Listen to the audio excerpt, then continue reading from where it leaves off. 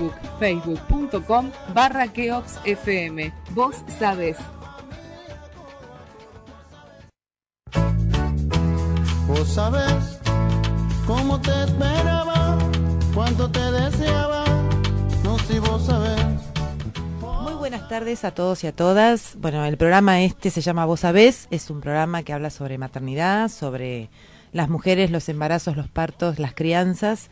Y yo soy Lorena Ribot y esta vez el programa lo presento yo, que soy una de las conductoras, porque mi compañera Rosario Asperúe hoy va a estar siendo entrevistada por el programa, porque además de ser periodista y de ser mamá, como soy yo solamente mamá, periodista no soy, comparte conmigo esta idea del programa, de hacer el programa que habla de esa cosa que tenemos las mujeres con el saber genuino al momento de ser madres y de criar a nuestros hijos. Pero además de todo esto, que es cotidiano para nosotras en este programa, Rosario es coordinadora del área de comunicación y difusión del Foro por los Derechos de la Niñez de la provincia de Buenos Aires. Y como este programa lo hemos nombrado Esos Locos Bajitos, porque vamos a hablar del Día Internacional de los Derechos del Niño, que se conmemoró el 20 de noviembre, y por eso estamos acá en este programa. Bueno, le quiero dar la bienvenida a Rosario, que es mi compañera, que quiero que le salude. Muy buenas tardes, Lorena, y a toda la audiencia. Bueno, y estamos comunicadas. Antes de empezar a charlar un poco de esto, de que es el tema del programa, quería contarles a todos los que están escuchándonos, que están escuchando la FM Keops, la 90.1, que tiene una página web que es www.keopsfm.com.ar.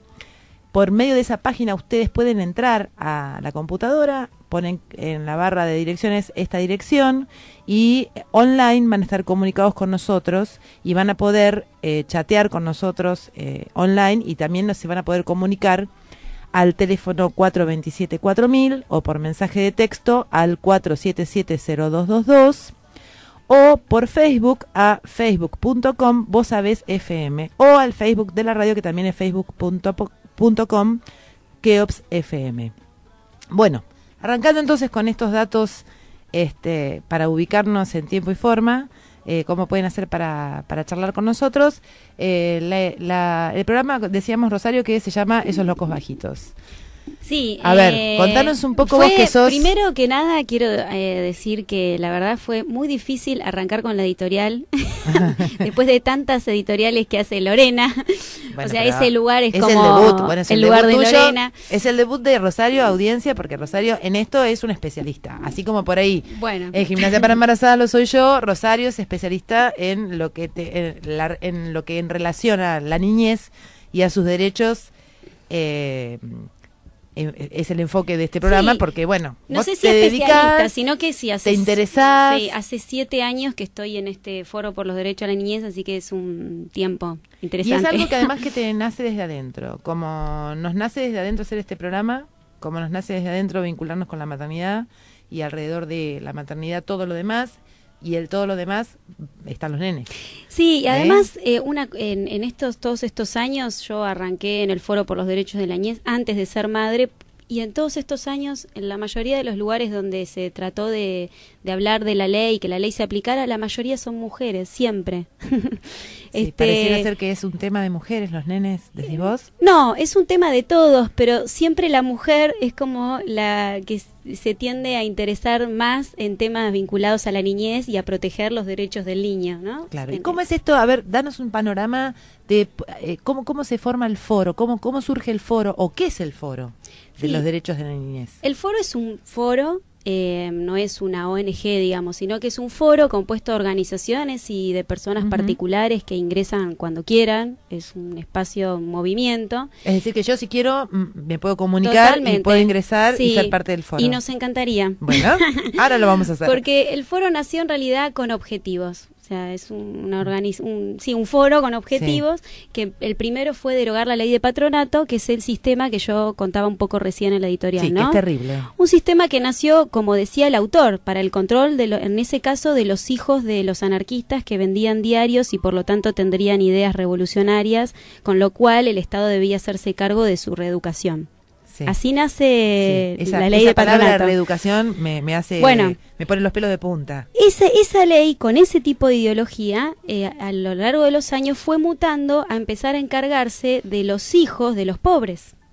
Claro. Entonces, la única Que es un política... inconveniente tener pobres.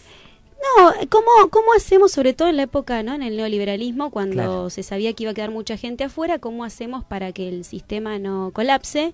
Bueno, hay que ocuparse de un sector, del sector más pobre, y en este caso de los hijos, ¿no? De los Ujú. pobres. Entonces, Ahora, esta ley de patronato, Rosario, era terrible. bueno, todavía sigue las prácticas y la cultura del patronato sigue vigente. ¿Cómo es eso? A ver. Bueno, de todas maneras hay que decir y hay que destacar que es fundamental haber conquistado una nueva legislación acorde a la Convención Internacional de los Derechos del Niño, porque en realidad hablar de niñez es una construcción social, la niñez. ¿No? No siempre el niño fue entendido de la misma manera a lo largo de los siglos. De hecho, recién escuchábamos Piojos y Piojitos, que dice, niños calladitos eran los de antes, ahora Claro. somos piojos delirantes. Bueno, antropológicamente, digamos, sí, el sujeto va cambiando y se van creando categorías distintas. La categoría de niñez, en realidad es una categoría que empieza a configurarse, a comienzos del siglo XX, o sea, a fines del siglo XIX, comienzo del siglo XX, porque antes el niño era un adulto en miniatura, ¿no?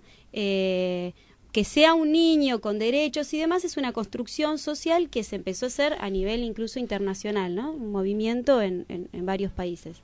Se plasma en la Convención Internacional de los Derechos del Niño, la primera Declaración Universal de los Derechos del Niño, que fue en el año 59, y después finalmente la Convención en el año 89, que comienza a ser ratificada por todos los países. todos los países. Claro.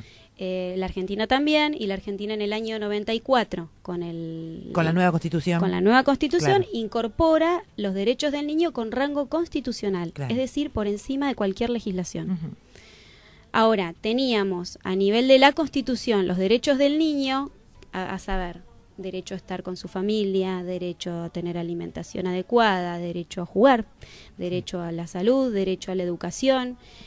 Sin embargo, seguíamos teniendo en plena vigencia la ley de patronato, que la ley de patronato que decía, cualquier niño en situación en peligro moral o material, tradúzcase en situación de pobreza, por ejemplo, Sí. debe ser separado del Estado, por el Estado de su familia, y llevado a un instituto. Ahora, en estos institutos había niños que estaban en situación de pobreza y que eran víctimas de la pobreza, y también otros niños que en la misma situación de pobreza estuvieron vinculados a hechos delictivos, por ejemplo. Sí. Entonces, las cuestiones asistenciales con las penales todas juntas. Sí, sí, y las cuestiones psiquiátricas también, porque calculo que también, así como pasa actualmente en otros niveles, ¿no es cierto? No solamente con los chicos, por ejemplo con los ancianos, que personas que no están, digamos, bien, por decir de una manera simple, psicológicamente se los considera sujetos de ser internados en alguna institución en vez de ser tratados dignamente y sanados, ¿no? Dentro de lo posible. Sí, ahí, bueno, hay muchas cuestiones para hablar de este tema, y además para explicar bien la convención y el espíritu de la convención va a venir una invitada especial que es Norma Ojeda, que la invitamos por su doble carácter, en este caso, uno como abogada y como una de las mujeres que estuvo en la redacción de la ley en el Foro por los Derechos de la Niñez, y además porque es una madraza, porque tiene 6 hijos biológicos y uno del corazón, y realmente quiero que le preguntemos cómo hizo para educar a sus hijos mientras hacía tantas otras actividades. ¿No? Porque en el ambiente ya sea en el ambiente de los abogados o en todo el ambiente de derechos humanos, Norma Ojeda es una referencia, y sin embargo es una gran madre, no ha sido una madre ausente, sino que ha podido... Bueno, ahora en un ratito lo vamos a tener. Pero mientras tanto, me interesaba esto, cuando vos leíste la editorial, recién lo refrescaste, en el 89 está la Convención Internacional de los Derechos del Niño, que la hace las Naciones Unidas. Nosotros nos prendemos al otro año, nosotros el país, Argentina, nos prendemos en los 90 y en el 94 le damos carácter de constitucional, es decir, por sobre todas las normas. Exacto. Pero después, acá la provincia de Buenos Aires es pionera en la ley, porque después la nación hace una ley, ¿no es cierto? Sí. Explica un poquito eso. Sí, la primer provincia que adecuó su constitución a la ley nacional fue Mendoza. Ajá. ¿Sí? Porque en realidad surge también como una necesidad.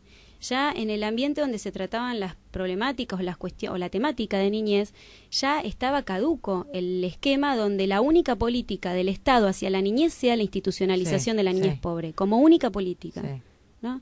Entonces, de a poco eso empezó a quedar obsoleto, empezaron los primeros movimientos y las primeras experiencias en el distrito de Guaymallén, en Mendoza, donde ya UNICEF empezó a recorrer el país. UNICEF tuvo mucho que ver en esta adecuación. Y ya ahí en ese lugar empezaron el primer ensayo de, en vez de separar al niño de su familia, trabajar con la familia, a ver qué está pasando acá. Claro. Y la verdad que hay muchas veces que, digo, yo antes de ingresar al foro y antes de que la provincia de Buenos Aires tuviera ley, hice mis recorridos de trabajo solidario en hogares. Y hay hogares que han funcionado muy bien y que funcionan muy bien todavía y que lo hacen con el corazón. Pero hay otros hogares donde realmente el niño sufría y donde uno cuando ingresaba lo que veía era un depósito de niños pobres. Y además la separación del niño con su familia era muy violenta, porque cuando un juez determinaba, un juez que no conocía a la familia, ni siquiera conocía al niño, pero determinaba que ese niño estaba en peligro en esa familia, iba un patrullero, o sea, iba la policía, sacaban el nene de adentro sacaban de la casa. A todos los niños y a cada niño, a cada hermanito, a una institución distinta. Y además, si era de Benito Juárez, un hermanito podía terminar en La Plata, otro en La Matanza, otro donde hubiera cupo. Yo, cuando era chica, para la audiencia, soy una señora de 50 años. Cuando tenía 15, 16 años, era voluntaria de la Casa Cuna de La Plata. Y teníamos, la mayoría de las chicas que fuimos voluntarias de Casa Cuna, teníamos nuestros nenes preferidos, ¿no? Como la maestra jardinera. Y bueno, yo un día vuelvo a Casa Cuna, un sábado, yo iba 2 veces por semana, pero bueno, yo me acuerdo que fue un sábado que llego a Casa Cuna a ver a mi Marina, que era la nena que yo más quería, y no estaba más. Y me volví loca y la busqué durante 6 meses, que bueno, no había información en ese momento, los juzgados no te daban información, no sabías dónde estaba, a qué institución la habían mandado. La encuentro después de 6 meses en la institución que estaba, no sé, que en ese momento se llamaba Los Grillitos, no sé cómo es, es la que está en Villa Elisa, en Camino Centenario, en una esquina, es una institución conocida. Bueno, para mi sorpresa, es lo que vos decís, yo cuando llego me encuentro que Marina tenía 3 hermanos más. Claro. Y estaba en esa institución. Y Marina era otra nena. Después de 6 meses de pasar, como vos decís, de una institución en donde por ahí tenían una forma de criarlos o una forma de contenerlos bastante buena. Todo lo que se pueda dentro. Nunca va a ser lo mismo que la familia, ¿no es cierto? Sí. Pero bueno, y de repente pasar a esa cosa, esa institución enorme, con esos códigos, con esos horarios estrictos, con esas duchas terribles que los chicos lloraban todos. Bueno, para mí fue terrible. Es decir, y creo que yo hoy, que soy mamá y que soy abuela, no podría tolerar estar viendo y ser voluntaria de una institución, porque no podría tolerar por mi sentimiento, ¿no? Capaz que de manera egoísta te lo estoy diciendo. Bueno, a mí me pasaba, yo entraba en los hogares que iba yo, porque he ido a varios, uno entraba al lugar de juegos donde estaban todos los nenes de todas las edades, y los nenes se te prendían a la pierna como garrapatas. O sea, lo que querían era alguien que les prestara atención, amor, porque si no, eran un montón de niños solos con una cuidadora que la verdad llega un momento que se cansaba. Sí. Y además porque niños que ya venían de situaciones muy problemáticas en su seno familiar. Ha habido situaciones donde ha separado de a 10 niños y los niños llorando pidiendo estar con sus papás. Porque a veces, hasta en la pobreza se puede vivir con dignidad. ¿Sí? Hay muchas veces que la pobreza no lo permite, pero lo que fundamentalmente no lo permite es la desigualdad y la injusticia, ¿no? Ahora, hay herramientas para intervenir sobre eso. Se puede intervenir sobre eso. Si los problemas son materiales, el Estado tiene un presupuesto para intervenir sobre eso. El Estado tiene la obligación de cuidar. Y además de que tiene la obligación. A la niñez desde ya. Con lo cual, hay muchos problemas que con la nueva legislación comenzaron a revertirse cuando, en vez de que el patrullero vaya a sacar a los chicos, además se empieza a tener en cuenta uno de los derechos de niño es ser oído. Ahora, por suerte, empieza a tenerse en cuenta la opinión del niño. El niño quiere estar con su mamá.